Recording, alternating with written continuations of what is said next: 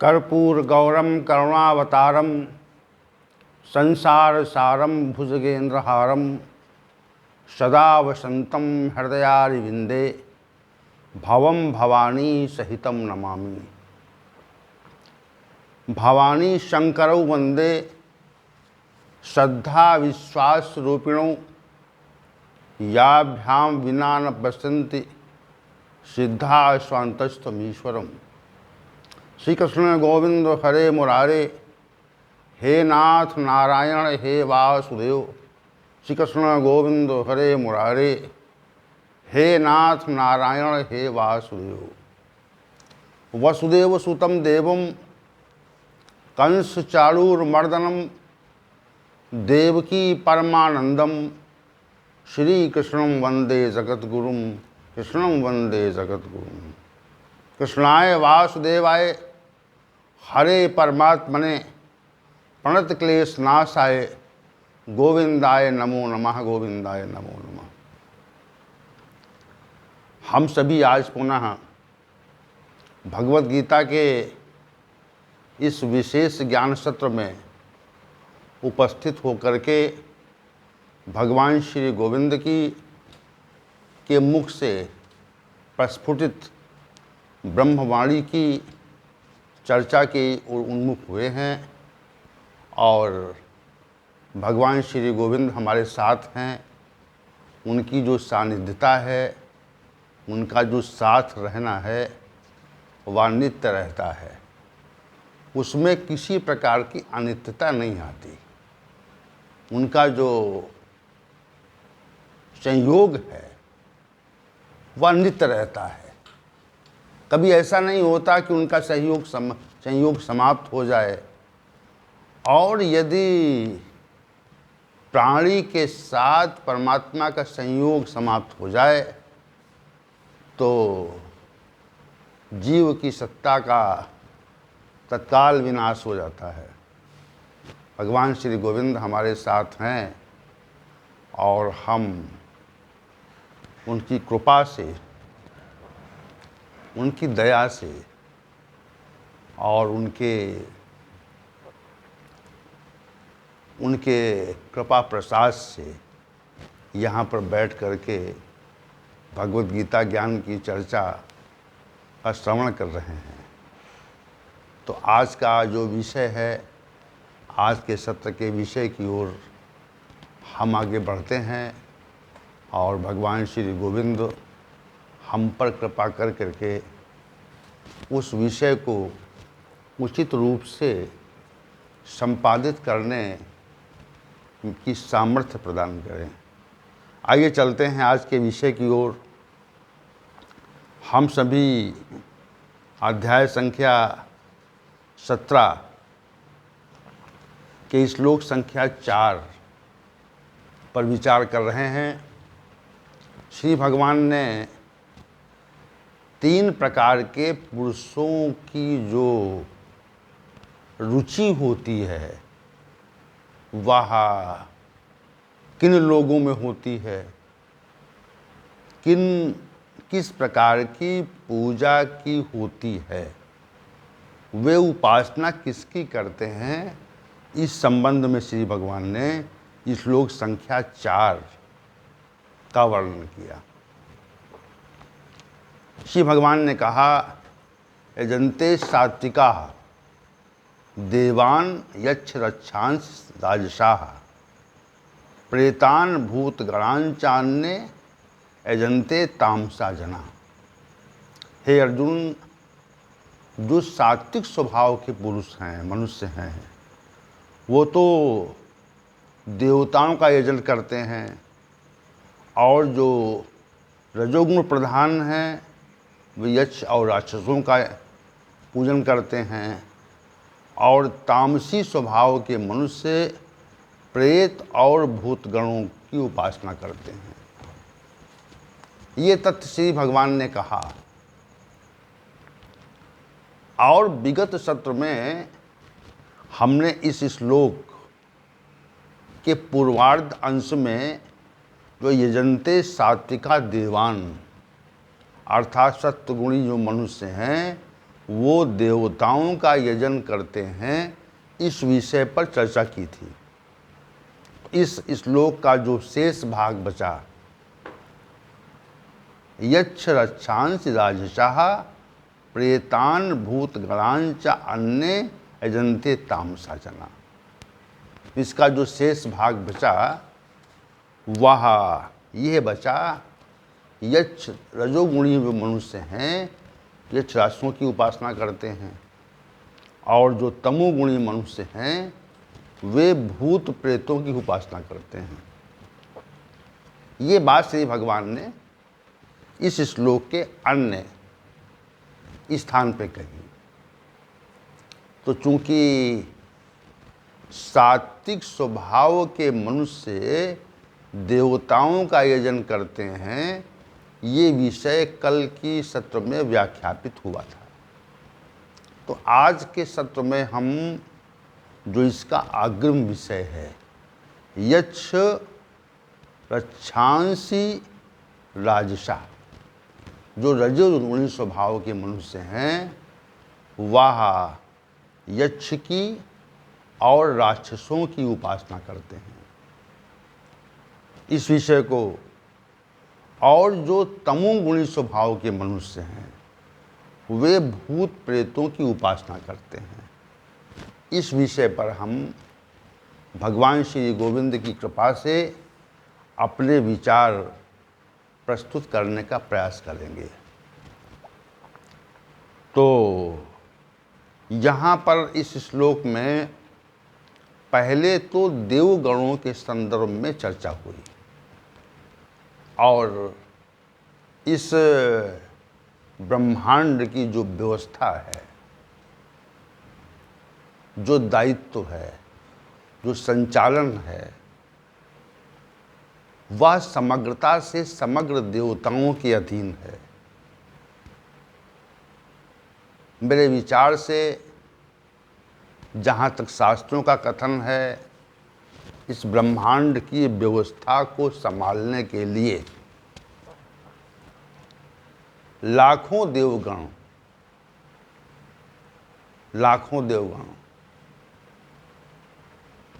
नियुक्त किए गए हैं। इसी कारण इस समग्र ब्रह्मांड की व्यवस्था जो है वह सुचारू रूप से संचालित होती है। लाखों देवगण हैं और उनकी उपस्थिति अपने अपने स्थान पर रहती है। जैसे किसी अधिष्ठान में कई लाख कर्मचारी कार्य करें तो प्रत्येक कर्मचारी का जो दायित्व होता है वो निर्धारित होता है, और उसी दायित्व के अधीन वो अपना कर्तव्य का निर्वहन करता है। तभी वह जो अधिष्ठान है वह पूरी तरह से सम्यक प्रकार से अपने समग्र कार्यों को संचालित कर पाता है। और जैसे ही किसी अधिष्ठान में किसी कर्मचारी के द्वारा कोई अव्यवस्था उत्पन्न कर दी गई तो फिर उस अधिष्ठान के कार्य संचालन में अनेक प्रकार के अवरोध आते हैं।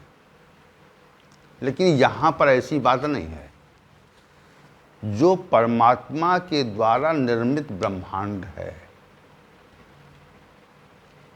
जिसकी संचालन व्यवस्था देवताओं के द्वारा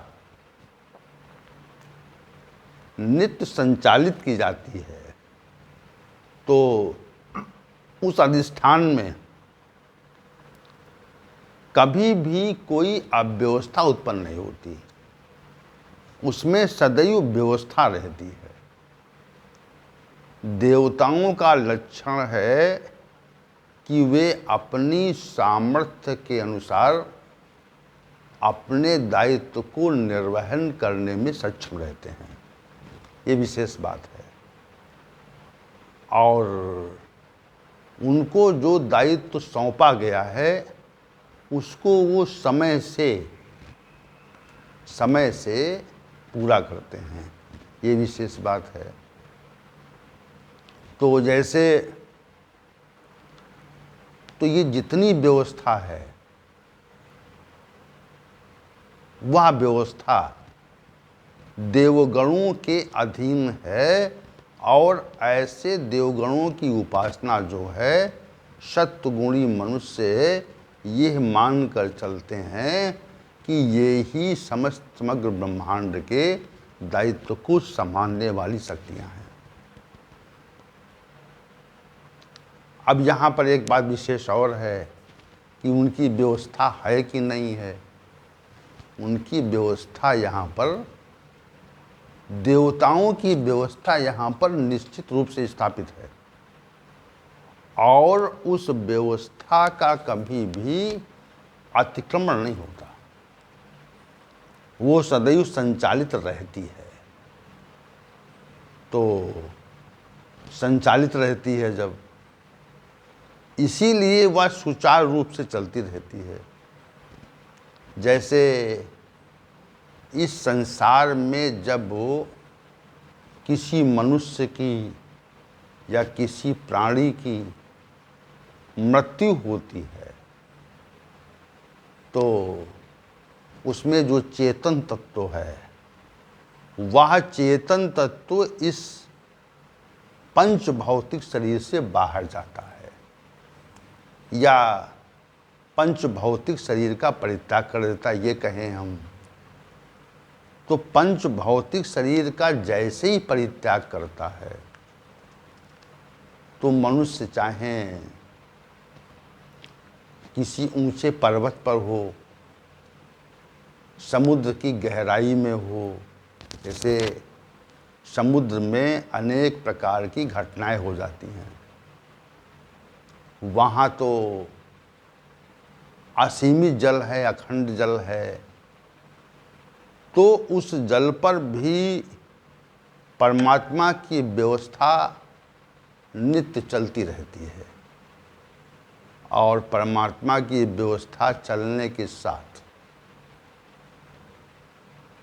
हम कहीं अंतरिक्ष में, गहरे जल में, या सघन वन में,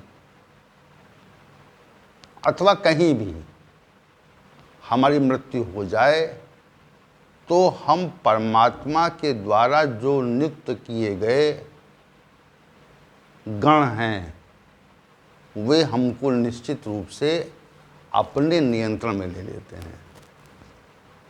अब इस संसार में असंख्य प्राणी हैं, और सभी प्राणियों के अंदर जो चेतन तत्व है वह निश्चित रूप से एक ही है। अब असंख्य प्राणियों की मृत्यु प्रतिक्षण इस संसार पे होती है, परंतु देवताओं की ऐसी व्यवस्था है कि वह प्रत्येक प्राणी के पंच भौतिक शरीर से निकली हुई जीवात्मा को तत्काल अपने नियंत्रण में लेते हैं। अब आपने परमात्मा की विशद व्यवस्था का अनुभव किया और ये जाना कि कितनी विशद व्यवस्था उसके अंदर है, उसकी है।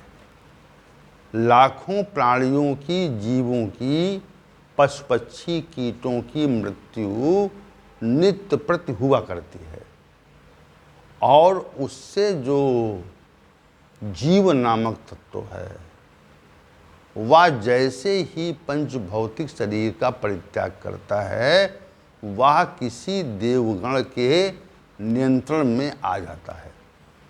ये विशेष बात है।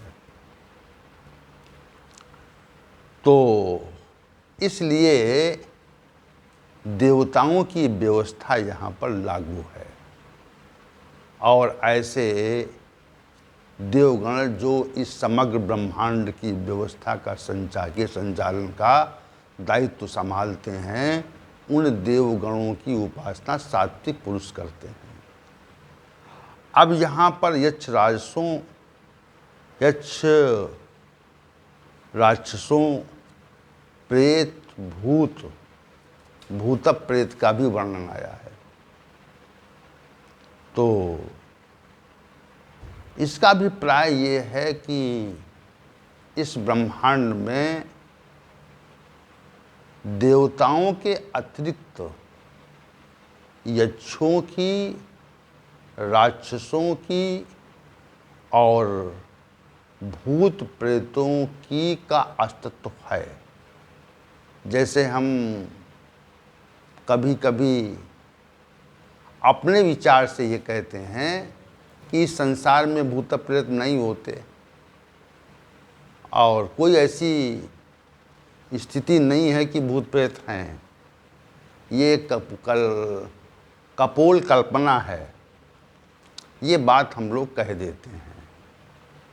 लेकिन भगवत गीता इसका खंडन करती है, इस मत का नितांत खंडन करती है। वो कहती है यक्ष भी हैं, राक्षस भी हैं, भूत भी हैं और प्रेत भी हैं।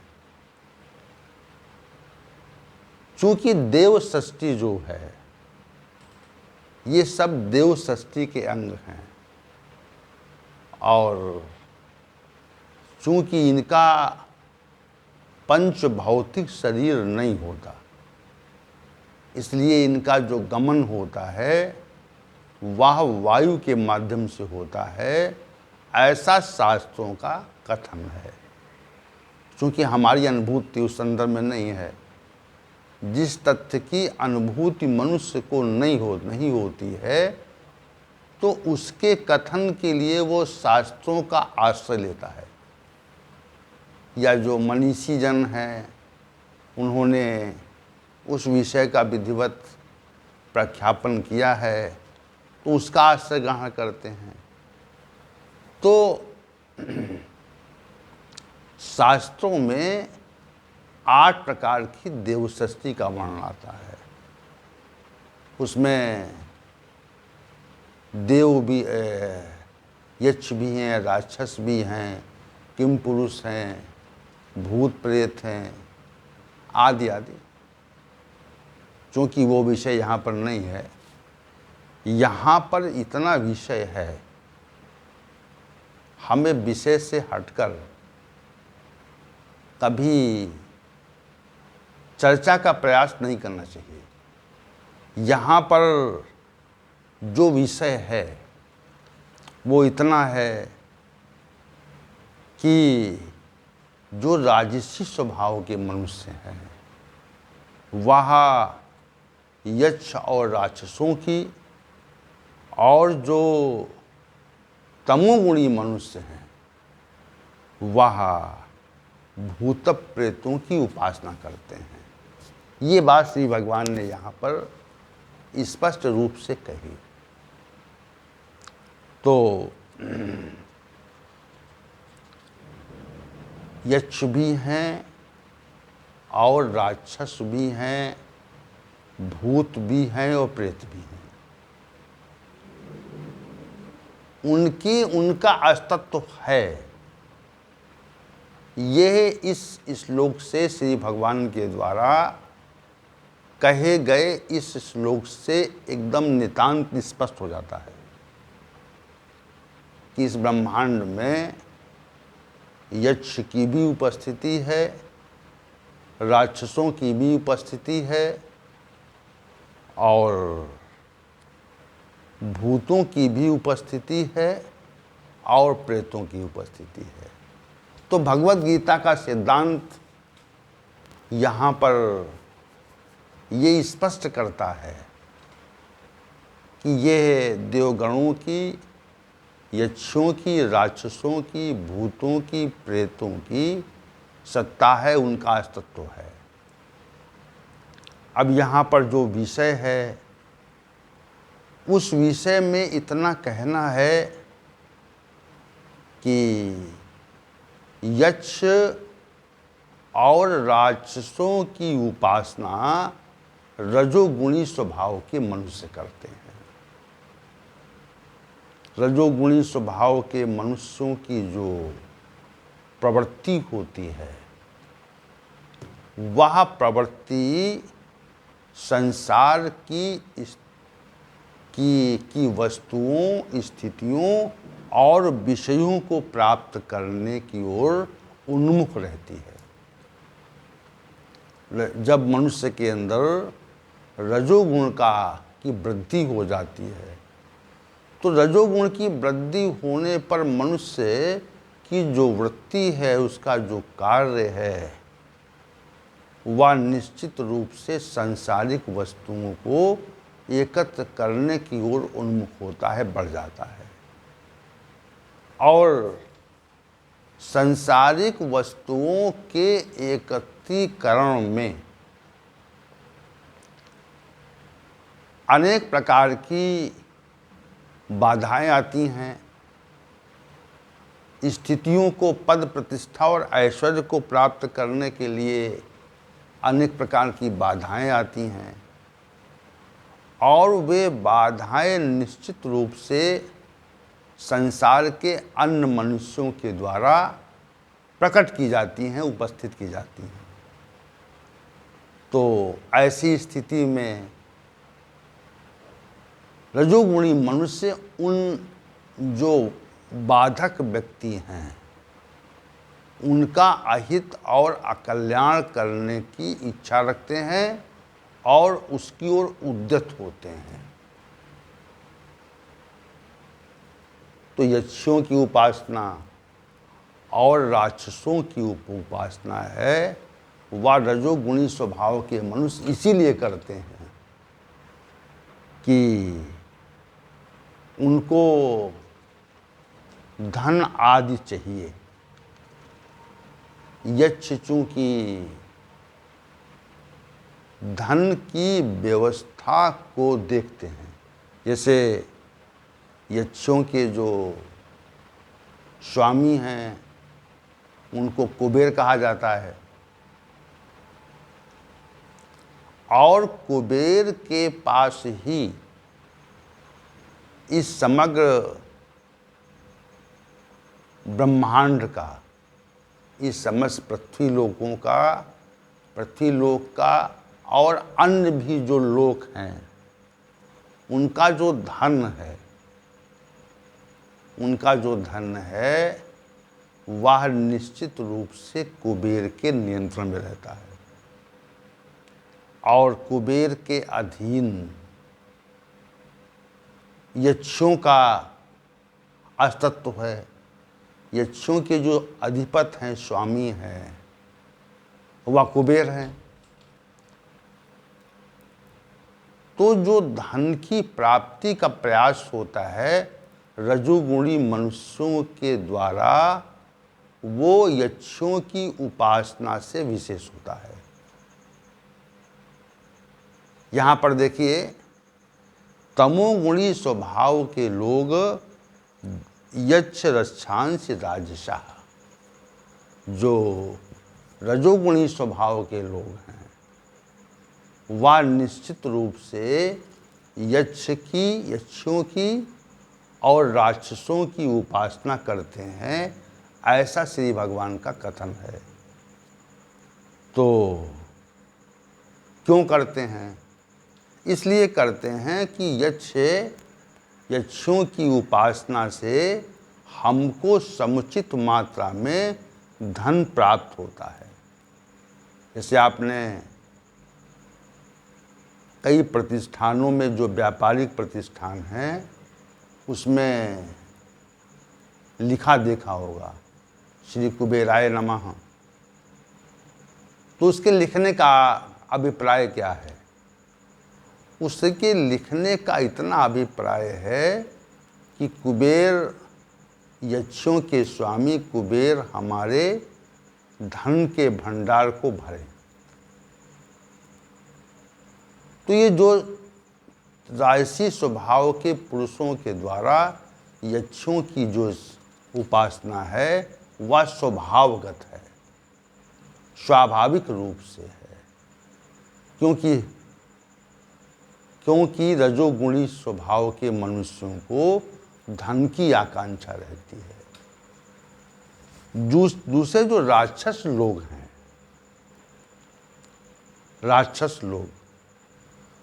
तो राक्षसों का भी अस्तित्व इस संसार में है, और राक्षसों का जो प्रमुख कार्य है वह दूसरों का अहित करने से संबंधित है, ऐसा शास्त्रों का मानना है। राक्षसी स्वभाव के मनुष्य निश्चित रूप से आसुरी संपदा से संपन्न होते हैं, और उनकी जो वृत्ति होती है,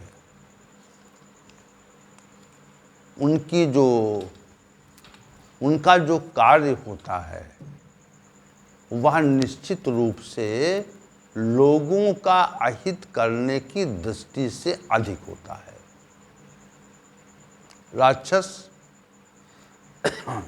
दूसरों के अहित करने की भावना रखते हैं, और यक्ष हमको धन आदि द्रव्य प्रदान करते हैं। तो तमोगुणी जो रजोगुणी स्वभाव के मनुष्य हैं वह इसीलिए धन की प्राप्ति के लिए और अपने जो शत्रु हैं, जो उनके व्यवसाय में बाधक हैं, उनके अहित के लिए यक्ष और राक्षसों की उपासना करते हैं, ऐसा श्री भगवान का यहाँ पर कथन है। अब जो अंतिम कथन है कि तमोगुणी स्वभाव के लोग जो हैं वो भूत प्रेतों की उपासना करते हैं, जो वर्तमान में नहीं है, जिसका पंच भौतिक शरीर किसी कारण से नष्ट हो गया है, समाप्त हो गया है, जिसका अस्तित्व इस संसार में नहीं है, और किसी कारणवश उसको अग्रिम जन्म भी नहीं मिला, और अग्रिम जन्म न मिलने के कारण उसकी जो जीवात्मा है वह इस पृथ्वी लोक पर भटकती है, और असामयिक मृत्यु होने से, अकाल मृत्यु होने से भी मनुष्य की जो जीवात्मा है उसको मुक्ति नहीं मिलती, और मुक्ति न होने मिलने पर भूत प्रेतों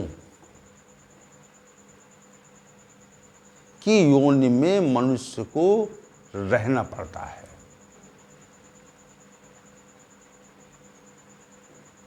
ये तथ्य शास्त्रों में आता है कि हमारी किसी मनुष्य की या हमारी मृत्यु असामयिक हो जाए, अकाल हो जाए, या हम आत्महत्या कर लें,